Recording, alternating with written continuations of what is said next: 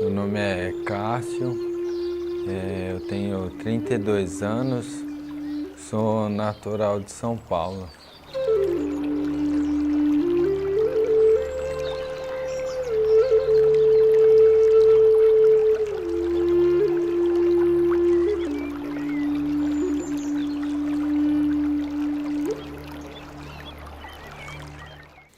Bom, minha ida para o Pará começou para a Amazônia e começou a partir de um contato que eu tive com o Núcleo de Apoio à População Ribeirinha da Amazônia, o NAPRA. Eu fui para desenvolver projetos de apoio à comunidade ribeirinha do Rio Madeira, em Rondônia, né? De lá eu tive contato com o edital do ISA, tive a oportunidade de desenvolver alguns trabalhos no Xingu, né? Essas duas áreas, elas tiveram grandes hidrelétricas, né? A primeira, quando eu cheguei, ela já estava construída e operando. Lá eu vi a dificuldade da população ribeirinha com relação à hidrelétrica, né? Ela teve uma grande destruição das comunidades após uma cheia na qual as hidrelétricas abriram as comportas, né? Por causa da alta vazão. Inundou inúmeras comunidades. Depois no Xingu, Belo Monte estava sendo construída. Eu vi os efeitos na cidade e na pesca também, nas comunidades. Isso me sensibilizou a ir para o Tapajós, que tinha uma grande hidrelétrica a ser construída nos projetos do governo. Foi quando eu conheci o povo Munduruku e pude apoiar a sua luta contra a barragem de São Luís do Tapajós. Arapiuns, Borari, Munduruku e Tapajós.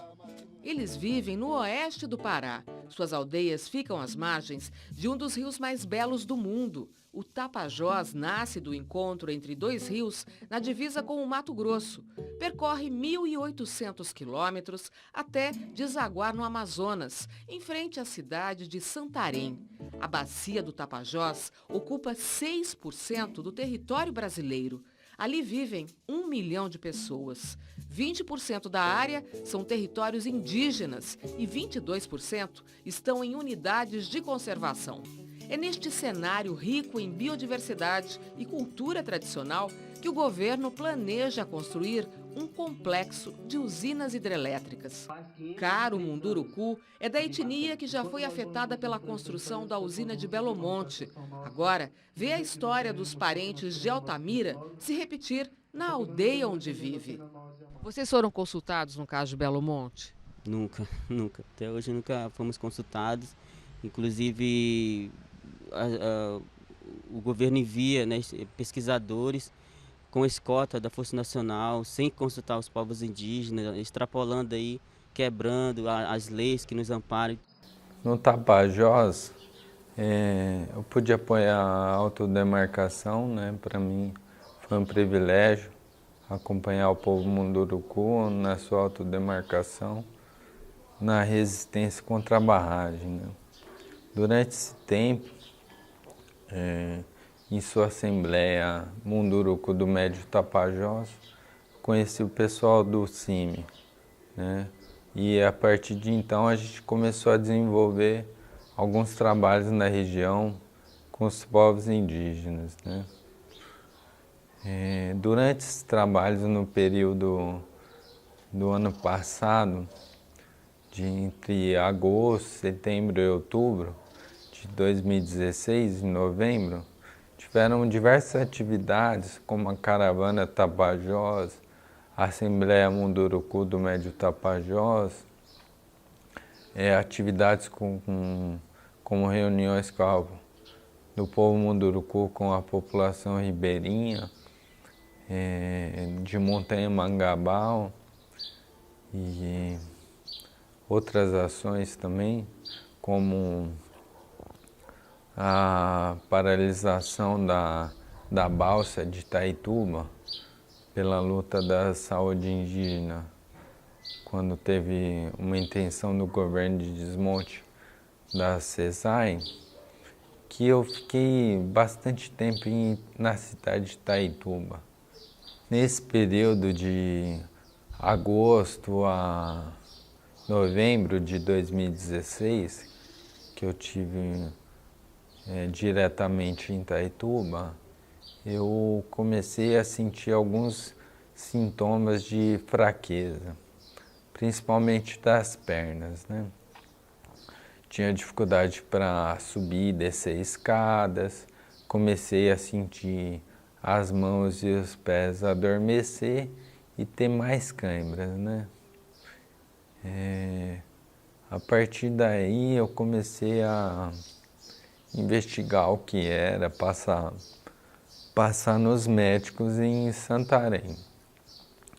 E por eu ter a opção, né, de não comer carne vermelha e frango, né, eu comia muito peixe em Itaituba, né?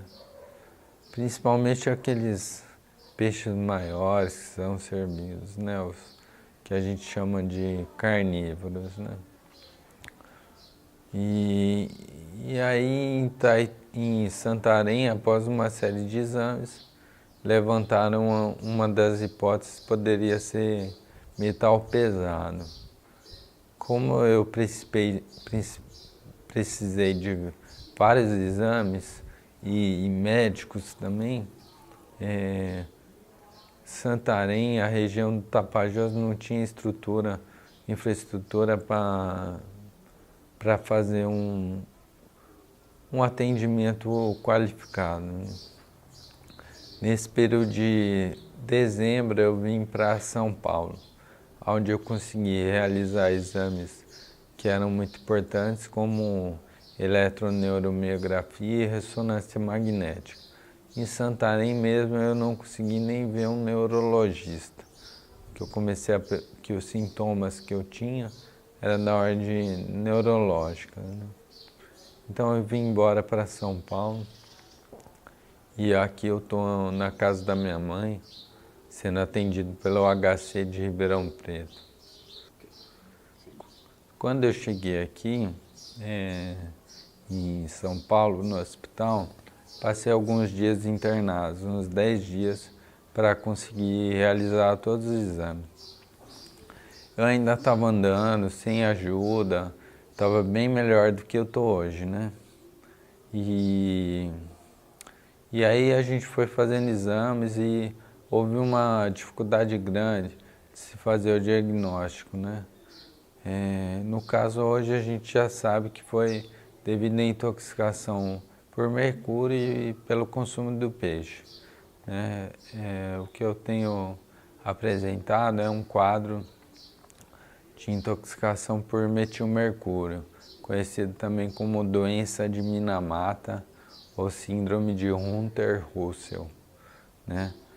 As características principais dessa doença, que eu gostaria de alertar o povo do Tapajós, devido à dificuldade de se fazer um diagnóstico, principalmente pela falta de médicos e neurologistas no caso, e de dificuldade de fazer exames, são sintomas como dormência da mão e dos pés, da boca, fraqueza, dificuldade de caminhar, descoordenação motora, né, reflexos, né, aquele exame do martelinho no joelho, como se tivesse aumentado o reflexo ou ausência de reflexo também. Problemas no movimento do olho, né, como movimentos de olho não desejado, né, como se ele estivesse movimentando sozinho, né. Problemas psiquiátricos também são bem comuns, surtos, né, surtos psiquiátricos, nervosismo, agitação e insônia, tá? Para se fazer o diagnóstico é difícil. Os sintomas mais presentes são a força, né, a perda de força e a questão das parestesias, que são formigamento das mãos, sensação de dores, né, mãos e pés, né, essas partes das extremidades do corpo. Isso está ligado diretamente ao consumo de peixes carnívoros, tucunaré, pintado, dourada, os peixes maiores, vocês que são do Tapajós conhecem bem, né? O surubim, filhote, esses peixes têm demonstrado níveis de mercúrio em pesquisa de cerca de 5 vezes a mais do permitido, né? Isso assim é extremamente prejudicial à saúde e também tem a doença de Minamata, ela pode ser tanto aguda quanto a crônica, né? Muitas pessoas me perguntam, mas você teve só 2 anos lá e o povo de lá, né? Mas o que acontece? Devido ao grande consumo de peixe que eu fiz num curto período, eu tive um quadro agudo, né? E tem um quadro crônico também, né? Que é pouco peixe, mas durante vários anos, né? Tem também a questão das mulheres e dos bebês, né? A doença de Minamata, ela pode gerar paralisia cerebral dos bebês, né? O principal efeito é no desenvolvimento do sistema nervoso das crianças e jovens.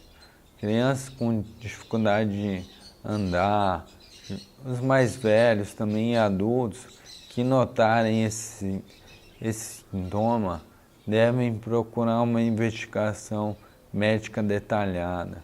O pessoal da CESAI precisa se preparar para isso. Os agentes de saúde, para identificar. Hoje, com o conhecimento que adquiri aqui, fazendo pesquisa a respeito da doença, eu consigo notar que várias pessoas do povo Munduruku mesmo apresentam sinais, né, da doença, como problemas de vista, de ordem neurológica, né, surtos psiquiátricos também, né, pessoas que apresentam problemas motores, né, como rigidez e músculos um pouco atrofiados. Então, essas pessoas precisam de uma investigação detalhada. Isso é papel da CESAI. O Ministério Público precisa estar atento com essa situação. O mercúrio usado por garimpeiros na extração do ouro está contaminando os índios que vivem na terra indígena Yanomami, em Roraima. Essa é a conclusão de uma pesquisa feita pela Fundação Oswaldo Cruz e pelo Instituto Socioambiental, a pedido da Rutucara Associação Yanomami. Em novembro de 2014, uma equipe de pesquisadores da Fiocruz, antropólogos e intérpretes do ISA e líderes indígenas viajou por ar, terra e água para chegar às 19 aldeias nas regiões de Papiú e Waikás, em Roraima, onde vivem os índios Yanomami e Ecuana. Na ocasião, foram coletadas 239 amostras de cabelo, priorizando os grupos considerados mais vulneráveis à contaminação: as crianças, as mulheres em idade reprodutiva e os adultos com algum histórico de contato direto com a atividade garimpeira. Também foram coletadas 35 amostras de peixes, que são parte fundamental da dieta alimentar desses índios. Em março de 2016, o resultado da pesquisa foi apresentado em primeira mão para as comunidades envolvidas no projeto. Na região de Waikás, 27,6% das amostras de cabelo apresentaram índices preocupantes de mercúrio. Na região do Papiú, 6,7% das amostras apontam altos índices dessa substância. Bom, a questão da contaminação do Tapajós, ela já é antiga, essa discussão, né? Todo mundo sabe que o Tapajós foi o maior exportador de ouro do Brasil, né? Cerca de 50% a 60% da produção de ouro, né? Cada quilo de ouro, estima-se que cada quilo de ouro para ser produzido, ele necessita de 1 quilo de mercúrio, né? Hoje em dia, são cerca de 500 a 600 quilos de mercúrio que são produzidos na região de Itaituba. Isso representa 500 a 600 quilos de mercúrio na região, né? O mercúrio, ele tanto quando é queimado, quanto em dragas, ele é utilizado, né? Ele é volátil à temperatura ambiente. Então essa contaminação é certa, né? O Canadá, como vocês bem sabem, é um dos países que tem mais interesses minerários no Brasil. Ele estava interessado na Renca, ele tem um garimpo de ouro e diamante dentro de Sauré-Maibã, como vocês bem sabem, o Chapéu de Sol. Segundo informações dos próprios garimpeiros, é de uma empresa canadense. O Canadá tem investido pesado em pesquisa na área, tanto de contaminação de mercúrio quanto outros elementos. Eles têm difundido na região, através de pesquisas, que o mercúrio no Tapajós é devido ao desmatamento, hidrelétricas e outras atividades. De fato, o solo da Amazônia tem mais mercúrio. Mas e todo esse mercúrio que já foi jogado por causa do garimpo, que é jogado até hoje, ele continua contaminando o rio. Quando você compara populações, exame de cabelo, sangue e urina, do Tapajós, exame de peixe, sedimento, com de outras regiões da Amazônia, como Belém, você vê que os níveis são muito diferentes. Da região do Tapajós é muito alto. Então, essa explicação não é cabível, né, de que agora é o desmatamento. Tudo bem, o desmatamento ele tem uma contribuição, mas a principal poluição ainda é do garimpo. As dragas continuam mexendo no fundo do rio, onde o mercúrio se acumula. Então esse mercúrio volta à água.